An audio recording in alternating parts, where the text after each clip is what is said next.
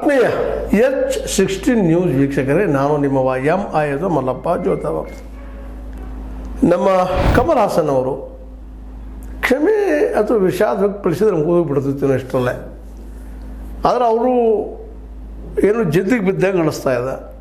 ಈಗಾಗಲೇ ಭಾಷಾಶಾಸ್ತ್ರಜ್ಞರ ಜೊತೆ ಮಾತಾಡಬೇಕಾಗಿತ್ತು ಅವರು. ಅಂದರೆ ಸ್ವತಃ ಭಾಷಾಶಾಸ್ತ್ರಜ್ಞರು ಅಲ್ಲ ಅವರು. ಅಂದಾಗ ಭಾಷೆ ಬಗ್ಗೆ ಏನಕ್ಕೇನು ಹೇಳಿಕೊಡುವಂಥದ್ದು ತಪ್ಪದು. ಯಾಕಂದರೆ ಕನ್ನಡದ ಶ್ರೇಷ್ಠ ನ್ಯಾಯಾಧೀಶರಾದಂಥ ನಮ್ಮ ಸಂತೋಷ್ ಹೆಗಡೆ ಅವರು ಸಹಿತ ವಿಷಾದ ವ್ಯಕ್ತಪಡಿಸಬೇಡಪ್ಪ ಅನ್ನೋಂಥ ಸಲಹೆಯನ್ನು ಕೊಟ್ಟರು ಅವರು.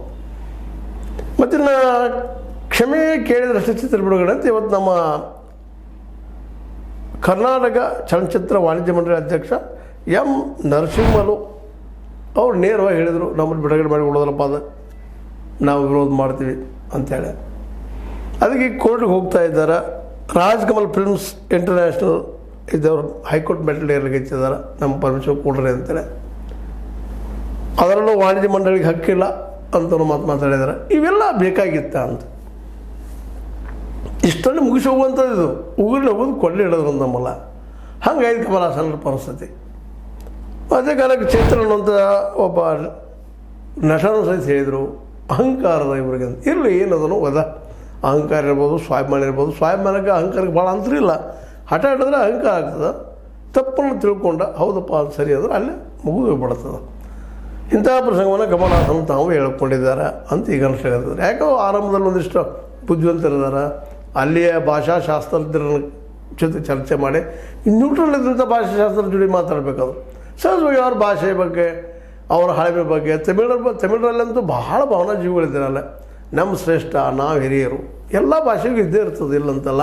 ಆದರೆ ಅದರಲ್ಲೂ ತಮಿಳರಲ್ಲಿ ಭಾಳ ಅದ. ನಾವು ಈ ದೇಶದ ಅತ್ಯಂತ ಹಳಬರು ತಮಿಳಿನಿಂದ ಹುಟ್ಟಿದ್ದನ್ನೋಷ್ಟು ಮಟ್ಟಿಗೆ ಅವ್ರು ಮಾತಾಡ್ತಾರೆ. ಕೆಲವು ಭಾಷೆಯಿಂದ ಜನರಿಂದ ಭಾಷೆ ಹುಡ್ತದೆ. ದ್ರಾವಿಡರು ಜನಾಂಗ ಅದು, ನಾವು ತಲೆಯಲ್ಲಿ ಇಟ್ಕೋಬೇಕಾಗ್ತದೆ. ಯಾವಾಗಲೂ ಭಾಷೆಯಿಂದ ಜನಾಂಗ ಹುಟ್ಟುವುದಿಲ್ಲ, ಜನಾಂಗದಿಂದ ಭಾಷೆ ಹುಡ್ತಿರ್ತದೆ. ಆ ದ್ರಾವಿಡ ಜನ ಮಾತಾಡುವಂಥದ್ದು. ಅದಕ್ಕೆ ದ್ರಾವಿಡ ಮುನ್ನಡೆ ಸಾಕಷ್ಟು ಹೆಸರು ಇಟ್ಕೊಂಡಿದ್ದಾರೆ. ಅದನ್ನು ಪೆರಿಯಾರ್ ಅವರು ಸಾಕಷ್ಟು ಹೋರಾಟ ಮಾಡಿದ್ದಾರೆ, ವಿಚಾರವಾದಿಗಳಿದ್ದರು ಅವರು ಪೆರಿಯಾರ್ ಅವರು. ಇಂಥ ಒಂದು ನಾಡಿನಲ್ಲಿ ಬೆಳೆದಂಥ ಬುದ್ಧಿವಂತ ನಮ್ಮ ಕಮಲ್ ಹಾಸನ್ ಸಾಕಷ್ಟು ರಾಷ್ಟ್ರೀಯ ಪ್ರಶಸ್ತಿ ಪಡೆದಿದ್ದಾರೆ, ಸಾಕಷ್ಟು ಅನುಭವ ಅದ. ಈ ವಿಷಯ ದೊಡ್ಡದಾಗ್ತದಪ್ಪ ಅದು ಗೊತ್ತಿದ್ದು ಮಾತಾಡೋದ್ರಲ್ಲಿ ಏನಾಗ್ತದೆ. ಏನೋ ಒಂದಿಷ್ಟು ಸ್ಲಿಪ್ ಆಫ್ ಟಂಗ್ ಆಗಿದ್ದಾರಪ್ಪ ಅಂತಂದ್ರೆ ಮುಗಿದೋಗ್ಬಿಡೋದು. ಯಾಕಂದರೆ ಸತ್ಯವನ್ನು ಯಾರು ಮುಚ್ಚಲಿಕ್ಕೆ ಹೇಳೋದಿರ್ಲಿಕ್ಕೆ ಸಾಧ್ಯ ಇಲ್ಲ. ಅದು ಹೊರಗೆ ಬರೋದನ್ನ ರೀ. ಕನ್ನಡ ಅಂತೆ ಸುಧಾರಾಮ್ ತಮಿಳಿನಿಂದ ಹುಟ್ಟಿದ್ದಲ್ಲ, ಇಷ್ಟಂತೆ ಸ್ಪಷ್ಟ. ಈಗಿನ ಸಂಶೋಧನೆಗಳ ಪ್ರಕಾರ ಈ ದ್ರಾವಿಡ ಭಾಷೆಯಿಂದ ಮೊದಲು ತಮಿಳು ಇರ್ಬೋದು, ಕನ್ನಡಕ್ಕೂ ಭಾಳ ಹಳೆಯ ಇತಿಹಾಸದ. ಆದರೂ ನಾವು ಧೈರ್ಯದಿಂದ ಹೇಳೋಕ್ಕೆ ಆಗೋದಿಲ್ಲ. ಯಾಕಂದರೆ ಅದಕ್ಕೆ ಸಾಕಷ್ಟು ಈಗ ಸಂಗಮ ಸಾಹಿತ್ಯದಾಗ ಶಿಲಪ್ಪಧಿಕಾರಂಥ ಕೃತಿಗಳನ್ನು ನೋಡಿದಾಗ ನಮಗಂತೂ ಹಳೆದಪ್ಪ ಅಂತ ಇವತ್ತಿನ ಒಂದು ಸಂಶೋಧನೆಯಿಂದ ಹೇಳಬೇಕಾಗಿತ್ತು ನಾವು. ಇನ್ನು ಮುಂದೆ ಮಾತೇನಾಗ್ತದೋ ಗೊತ್ತಿಲ್ಲ. ಕೊನೆಗೆ ಇಷ್ಟಾದರೂ ಅನ್ಬೇಕಾಗಿತ್ತು ಅವ್ರು. ಇಲ್ಲ, ನನಗೆ ಬಂದ ಮಾಹಿತಿ ಹಿಂಗದ, ಇಲ್ಲಪ್ಪ ಅದು ತಪ್ಪು ಅಂತಿರ್ಬೋದು. ಸಂಶೋಧಕರು ಏನು ಹೇಳ್ತಾರೆ ಅವ್ರ ಮೇಲಪ್ಪ ಅಂತನೂ ಮಾತಾಡಿದ್ರು ಉಳ್ಕೊಳ್ತಿದ್ರು ಅವರು. ಈಗ ಅದು ತೀವ್ರ ಆಗಲಿಕ್ಕತ್ತಿದ್ದಾರೆ. ಅದರಲ್ಲೂ ಕರ್ನಾಟಕದ ಕನ್ನಡದ ಸ್ವಾಸದ ಅವರ ಅಭಿಮಾನ ಕನ್ನಡ ಭಾಷೆ ಬಗ್ಗೆ ಯಾರಲ್ಲಾದರೂ ಅದು ತಪ್ಪಂತ ಹೇಳೋಕ್ಕೆ ಆಗೋದಿಲ್ಲ. ಈಗ ಹೆಂಗೆ ತಮಿಳರಿಗೆ ತಮ್ಮ ಭಾಷೆ ಬಗ್ಗೆ ಒಂದು ಹೆಮ್ಮೆ ಇದರೋ, ತಮಿಳಿನಿಂದ ಎಲ್ಲ ದಕ್ಷಿಣದ ಭಾಷೆ ಹುಟ್ಕೊಂಡಾವತ್ತು ಏನೋ ಅವ್ರು ಹೇಳ್ಕೊಳ್ತಾರೋ ಅವೆಲ್ಲ ಅವ್ರಿಗೆ ಸರಿ ಅನಿಸ್ತಿರ್ಬೋದು. ಆದರೆ ಎದುರಾಳಿಗಳಿಗೆ ಅದು ಒಪ್ಪಿಗೆ ಆಗುವಂಥ ವಿಷಯ ಅಲ್ಲ. ಜೊತೆಗೆ ಇವತ್ತು ಸಾಕಷ್ಟು ವಿಜ್ಞಾನ ಬೆಳೀತಾ ಇದೆ, ಭಾಷಾಶಾಸ್ತ್ರ ಬೆಳೀತಾ ಇದ್ದಾವೆ. ಭಾಷಾಶಾಸ್ತ್ರದ ಜೊತೆ ಮಾತಾಡಬೇಕು, ಡಿಸ್ಕಷನ್ ಮಾಡಬೇಕು ಓಪನ್ ಆಗಿ. ಅದು ಖುಷಿ ವಿಷಯ ಆಗ್ತದೆ. ಹೌದಪ್ಪ ಮಾತಾಡಿದರು, ಚರ್ಚೆ ಮಾಡಿದರು ಅಂತ. ಕೇವಲ ಹೊರಗಡೆ ನಾವು ಅದರ ಜನರನ್ನ ಭೇಟಿ ಆದ್ರೆ, ತಮಿಳರನ್ನ ಭೇಟಿ ಆದ್ರೆ ತಮಿಳು ಹೇಳ್ತಾರೆ, ಅದನ್ನು ಹೇಳ್ತಾರೆ ಕಚ್ಚಿ ಅವರು ಹಾಡಿದಾಡೋ ಕಿಸ್ಬಾಯಿ ದಾಸ್ ಅಂತೇಳಿ.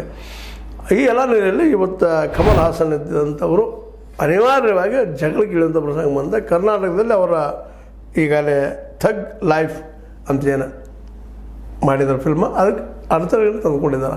ಇನ್ನೂ ಸಮಯ ಇದೆ. ಇವತ್ತು 5ನೇ ತಾರೀಕಿನೊಳಗಾಗಿ ಕ್ಷಮಾ ಕೇಳಿದರೆ ಮುಗಿದು ಹೋಗ್ಬಿಡ್ತದೆ. ಕ್ಷಮಾ ಅನ್ನೋಕ್ಕಿಂತಲೂ ಬೇಡ ಕಡೆಗೆ ವಿಷಾದದಲ್ಲಿ ವ್ಯಕ್ತಪಡಿಸಲಿಲ್ಲ. ಭಾಷಾಶಾಸ್ತ್ರ ಹೇಳಿದ್ದ ಪ್ರಕಾರ ನೀವು ಹೇಳೋದು ಸರಿ ಅದಂತಲ್ಲ, ಏನಾದರೂ ಅನ್ಬೇಕಲ್ರಿ ಅದನ್ನು. ನಾವು ಅಡ್ಮೆಂಟಾಗಿ ನಂದೇ ಶ್ರೇಷ್ಠ ಅಂದರೆ ಮತ್ತು ಇಲ್ಲಿ ಸಹಜ ಉಳಿದ ಭಾಷೆಗಳಲ್ಲಿ ಪ್ರಾಬ್ಲಮ್ ಸ್ಟಾರ್ಟ್ ಆಗಿ ಕರ್ನಾಟಕದಲ್ಲಿ ಪ್ರಾಬ್ಲಮ್ ಆಗೋದನ್ನು ಅದು ಎರಡು ಮಾತೇ ಇಲ್ಲ. ಮತ್ತು ಇದು ಏನಾದರೂ ರಾಷ್ಟ್ರ ಮಟ್ಟದ ಯಾವ ಮಟ್ಟದ ಏನೋ ಕೀರ್ತಿನ ಪಡ್ಕೊಳ್ಳೋಕೆ ವಿಚಾರ ಮಾಡಿದ್ರೆ ಯಾರಿಗೂ ಗೊತ್ತು. ಯಾಕಂದ್ರೆ ಕಮಲ್ ಹಾಸನ್ರು ಈ ದೊಡ್ಡದಲ್ಲೂ ಏನು ಮೇಗಾ ಸ್ಟಾರ್ ಇರ್ತಾರೆ ಅಥವಾ ಮತ್ತಾರು ಇರ್ತಾರೆ, ಪ್ರಚಾರಕ್ಕಾಗಿ ಒಂದಿಷ್ಟು ಏನೋ ಮಾಡ್ತಿರ್ತಾರೆ. ಹಾಗೇನು ಮಾಡಿದ್ದಾರೆ ಇವರ ಅನ್ನುವಂಥ ಸಂಶಯನೂ ಬರ್ತದೆ. ಯಾಕಂದರೆ ಬುದ್ಧಿವಂತದಾರ ಮಾಡಿರ್ಬೋದು ಅನ್ನೋಂಥ ಮಾತುಗಳು ಕೇಳಿ ಬರ್ತಾವೆ. ಏನೋ ಆಗಲಿ ನಮ್ಮ ಕಮಲ್ ಹಾಸನ್ ಅವರು ಈ ದಿಶೆಯಲ್ಲೇ ತಪ್ಪು ಮಾಡಿದರೆ ಈ ಸಲ ಒಬ್ಬ ಪ್ರಜ್ಞಾವಂತ ಈ ದೇಶದ ಪ್ರಜೆ ಇದ್ದುಕೊಂಡು ಒಳ್ಳೆ ತಿಳುವಳಿಕಿದ್ದಂಥ ವ್ಯಕ್ತಿ, ಜೊತೆಗೆ ಒಳ್ಳೆಯ ಓದುಗ ಮತ್ತು ದೊಡ್ಡ ನಟ, ಅದರಲ್ಲಿ ಎರಡು ಮಾತಿಲ್ಲ. ಪ್ರತಿಭಾವಂತ ಅವರ ಪ್ರತಿಭೆ ಬಗ್ಗೆ ನಮ್ಗೆ ಏನೂ ಮಾತಾಡಲಿಕ್ಕೆ ಸಾಧ್ಯ ಇಲ್ಲ. ಆದರೆ ಅತಿ ಪ್ರತಿಭೆ ಅಥವಾ ಅತಿ ಅಹಂಕಾರ, ಅತಿಯಾದ ವಿಶ್ವಾಸ ಕೆಲವೊಮ್ಮೆ ಏನೇನೋ ಎಲ್ಲ ತಂದು ನಿಲ್ಲಿಸ್ತಾನೆ. ಸಂಘ ಇವತ್ತು ಕಮಲ್ ಹಾಸನ್ ತಂದು ನಿಲ್ಲಿಸೋದು ಈಗಂತೂ ಇಡೀ ಕನ್ನಡ ಇಂಡಸ್ಟ್ರಿ, ಸಿನಿಮಾ ಇಂಡಸ್ಟ್ರಿ ಅಷ್ಟೇ ಅಲ್ಲ, ಇಡೀ ಕನ್ನಡಿಗರು ಸಹಿತ ನಿಧಾನಕ್ಕೆ ವಿರೋಧ ಮಾಡ್ತಾಯಿದ್ದಾರೆ. ಯಾಕಂದ್ರೆ ಕರ್ನಾಟಕದಲ್ಲಿ ಭಾಳಷ್ಟು ಅವ್ರ ಅಭಿಮಾನಿಗಳು ಕಮಲ್ ಹಾಸನ್ ಕುರಿತ ಭಾಳ ಅಭಿಮಾನ, ಇಲ್ಲಪ್ಪ ಭಾಳ ಪ್ರತಿಭಾವಂತರಿದ್ದಾರೆ ಹಾಗೆ ಹೀಗೆ ಅಂತೇಳಿ. ಮತ್ತು ಫಿಲ್ಮ್ ಇಂಡಸ್ಟ್ರಿಯಲ್ಲೂ ಭಾಳಷ್ಟು ಗೌರವ ಅವ್ರಿಗೆ. ಹೀಗಾಗಿ ಈ ಎಲ್ಲ ಗೌರವಗಳನ್ನು ಈ ಒಂದು ಸ್ಟೇಟ್ಮೆಂಟ್ದಿಂದ ಕಳ್ಕೊಳ್ತಾ ಇದ್ದಾರೆ ಅಂತ. ಹೋಗಲಿ, ಇಷ್ಟ ತಪ್ಪು ಆಗ್ಯದಂತ ಈಗ ಅನಿಸೋದೂ ಇಲ್ಲೋ, ತಪ್ಪಿದ್ದರೆ ಕ್ಷಮಿಕೆ ಹೋಗಿ ಅಂತ. ತಪ್ಪು ಇಲ್ಲಂತ ಇನ್ನೂ ಅನಿಸೋದ ನಿಮಗೆ? ಇಷ್ಟೆಲ್ಲ ಚರ್ಚೆ ನಡೆದ ಮೇಲೂ ಸಾಕಷ್ಟು ಚರ್ಚೆ ಆಗಿರ್ತಾವೆ. ಈಗ ಆಲ್ರೆಡಿ ಕರ್ನಾಟಕ ವಿದ್ವಾಂಸರಾಗಿರ್ಬೋದು, ದ್ರವಿಡ ಭಾಷೆ ವಿದ್ವಾಂಸರಾಗಿರ್ಬೋದು, ತಮಿಳು ಭಾಷೆ ವಿದ್ವಾಂಸರಾಗಿರ್ಬೋದು, ಇವ್ರು ಕನ್ನಡದಲ್ಲೂ ಅಭಿಮಾನಿಗಳಿದ್ದಾರೆ ಇಲ್ಲಂತಲ್ಲ, ಏನೋ ಭಾಳ ಹಳಿದ್ದಾರೆ ಹಾಗೆ ಹೀಗೆ ಹೇಳುವಂಥವ್ರು ಇದ್ದಾರೆ. ಅದನ್ನು ಹೊರಗೆ ಹೆಚ್ಚಿದಾಗ ಗೊತ್ತಾಗೋದು ಯಾವುದು ಹಳೆದು ಯಾವುದು ಹೊಸದು ಅಂತೇಳಿ. ಎಲ್ಲ ಕಾರಣಕ್ಕಾಗಿ ಇವತ್ತು ಕಮಲ್ ಹಾಸನ್ ಅವರು ಕನ್ನಡಿಗರ ವಿಶ್ವಾಸವನ್ನು, ಪ್ರೀತಿಯನ್ನು ಕಳ್ಕೊಳ್ಳಿಕ್ಕಿದ್ದಾರೆ. ದೊಡ್ಡ ದೊಡ್ಡ ಮಾತು ಮಾತಾಡಿದ್ದಾರೆ ಆರಂಭದಲ್ಲಿ, ಪ್ರೀತಿ ಇದೆ ಕನ್ನಡದಲ್ಲಿ ಹಾಗೆ ಹೀಗೆ ಅಂತೇಳಿ. ಪ್ರೀತಿಗೆ ಇನ್ನೊಂದು ಮಕ್ಕಳು ಇರ್ತದೆ, ತಪ್ಪಿದ್ರೆ ಹೌದು ತಪ್ಪು ಅದಂತ ಹೇಳುವಂಥ ಅಲ್ಲಿ ಸ್ವಭಾವನೂ ಇರ್ತದೆ. ಈಗ ಇದು ಕನ್ವಿನ್ಸ್ ಮಾಡಿದ ಮೇಲೂ ಇದ್ರ ಒಪ್ತಾ ಇಲ್ಲ ಅಂದ್ರೆ ಅನಿವಾರ್ಯವಾಗಿ ಖಂಡನೆ ಮಾಡುವಂಥದ್ದು ಆಗ್ತದೆ. ಯಾಕಂತಂದ್ರೆ ಇದು ಅಡ್ಮೆಂಟ್ನೆಸ್ ಅಂತೀವಿ ನಾವು, ಹಠಮಾರಿತನ ಅಂತೀವಿ. ಈ ಹಠಮಾರಿತನದಿಂದಾಗೆ ಈ ನಮ್ಮ ಈ ವಿಶೇಷ ಕಮಲ್ ಹಾಸನ್ ಅವ್ರಿಗೆ ದೊಡ್ಡ ಪೆಟ್ಟು ಬೀಳೋದ್ರಲ್ಲಿ ಎರಡು ಮಾತಿಲ್ಲ. ಆದರೂ ಈ ಚರ್ಚೆ ನಡೆದ. ಮತ್ತು ಕನ್ನಡದ ಎಲ್ಲ ನಟರು ಅವ್ರ ಪರ ಇರುತ್ತಂಥವ್ರು ನಿಧಾನಕ್ಕೆ ಅವರ ವಿರೋಧಿಯಾಗಿ ಪರಿವರ್ತನೆ ಆಗ್ತಾ ಇದ್ದಾರೆ. ಆಲ್ರೆಡಿ ಸಾಧು ಕೋಕಿಲ್ ಅವರು ಸಹ ಇದನ್ನು ಖಂಡಿಸಿದ್ದಾರೆ, ಕ್ಷಮೆ ಕೇಳಬೇಕಂತ ಹೇಳಿದ್ದಾರೆ. ಇದೇ ರೀತಿ ಎಲ್ಲರ ಅಭಿಪ್ರಾಯ ಬರ್ತಾ ಇದೆ. ಹೀಗಾಗಿ ಕಮಲ್ ಹಾಸನ್ ಈ ಕನ್ನಡದ ವಿಷಯದಲ್ಲೇ, ಕರ್ನಾಟಕದ ವಿಷಯದಲ್ಲಿ ಏಕಾಂಗಿ ಆಗ್ತಾ ಇದ್ದಾರೆ ಅನ್ನೋದು ಸ್ಪಷ್ಟ ಆಗ್ತಾ ಇದೆ. ಮತ್ತು ಕೆಲವೊಂದು ಇನ್ನೂ ನಾವು ಗಮನಿಸಬೇಕಿಲ್ಲ, ಕೋರ್ಟ್ ಹೋಗಿ ನಾವು ಬಡದಾಡಿ ಎಲ್ಲ ತೊಗೊಳ್ತೀವಿ ಅಂದ್ರೆ ಪ್ರೀತಿ ವಿಶ್ವಾಸ ಉಳಿದಿಲ್ಲ. ಕೋರ್ಟ್ ಅದ, ನ್ಯಾಯ ಅದ, ನೀವು ಬಿಡುಗಡೆ ಮಾಡ್ಬೋದು. ಜನ ನೋಡ್ಲಿಕ್ಕೆ ಅಂದ್ರೆ ಏನು ಮಾಡೋರು ಅದ್ರಿ? ನಾವು ಜನ ಹೋಗೋದಿಲ್ಲಪ್ಪ, ಏನು ರೊಕ್ಕ ಕೊಟ್ಟು ಕಳ್ಸೋರದಾರ ಇದರ ಕೋರ್ಟ್ನವ್ರ. ಇಲ್ಲೇ ಪ್ರತಿಭಟನೆ ಬಂದು ದೂರ ಪ್ರತಿಭಟನೆ ಮಾಡಿದ್ರೆ ಹೋಗಿ ಕೊಡೋದಪ್ಪ ಇದು ಮಾಡಿದರೆ ಆ ಸಂಸ್ಥೆಗೆ ಲಕ್ಷಾಂತರ ರೂಪಾಯಿ ಲಾಸ್ ಆಗೇ ಆಗ್ತದೆ. ಅದಕ್ಕೆ ಏನಪ್ಪ ಅಂತಂದ್ರೆ ಕೋರ್ಟ್ಗೆ ಹೋಗೋದ್ರಾಗೆ ತಾವು ಮಾತಾಡಿದ ಎಡವಟ್ಟಿನಿಂದ ಸ್ವಲ್ಪ ಪ್ರಾಬ್ಲಮ್ ಆಗಿದೆ. ತಾವಾಗಿ ಸುದ್ದಿ ಮಾಡ್ಬೇಕು, ಉಳಿದ ಕೈಲಿ ಹೋದ್ರೆ ಸುದ್ದಿ ಆಗೋದಿಲ್ಲ. ಮತ್ತು ಇದು ಸಿನಿಮಾ ಚಲೋ ಇದ್ರೆ ಕೆಟ್ಟ ಪ್ರಶ್ನೆ ಇಲ್ಲಿ ಬರೋದಿಲ್ಲ. ಇಲ್ಲಿ ಬರೋದು ಕನ್ನಡ. ಹೀಗಾಗಿ ಕರ್ನಾಟಕದಲ್ಲಿ ಅವ್ರು ಫಿಲ್ಮ್ಗಳು ನೋಡುವಂಥ ಜನ ಅವರಾಗಿ ಬಿಟ್ಟರೆ ಇವೇನು ಮಾಡೋರದಾರ.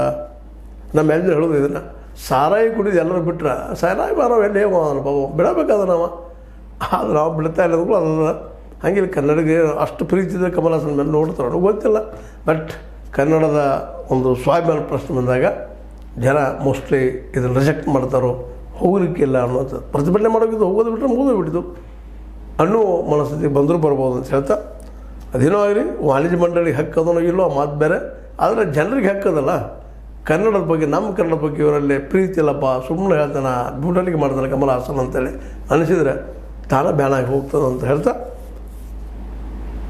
ನಮ್ಮ ಕಮಲ್ ಹಾಸನ್ ಒಂದು ತಪ್ಪು ಮಾಡಿದಂದಾಗೆ ಇವತ್ತು ಇಲ್ಲೇ ಪ್ರತಿಭಟನೆ ನಿಧಾನಕ್ಕೆ ಬಲಿಷ್ಠಗೊಳ್ತಾ ಇದ್ದು, ಬಿರುಸಾಗ್ತಾಯಿದ್ದು ಅಂತ ಹೇಳ್ತಾ, ಇದು ನಿಮಗಾಗಿ ಲೈಕ್ ಆಗಿರ್ಬೋದು. ಲೈಕ್ ಮಾಡಿ, ಶೇರ್ ಮಾಡಿ, ಕಮೆಂಟ್ ಮಾಡಿ, ಜೊತೆಗೆ ಸಬ್ಸ್ಕ್ರೈಬ್ ಆಗೋದು ನಿಲ್ಲಿಸ್ಲಿಕ್ಕೆ ಹೋಗ್ಬೇಡ್ರಿ. S60 ನ್ಯೂಸ್ ಅರ್ಥಾತ್ ಹೆಚ್ಚು ತರ ಸತ್ಯದ ಕೈಗೆ ನಡೆ. ವಂದನೆ.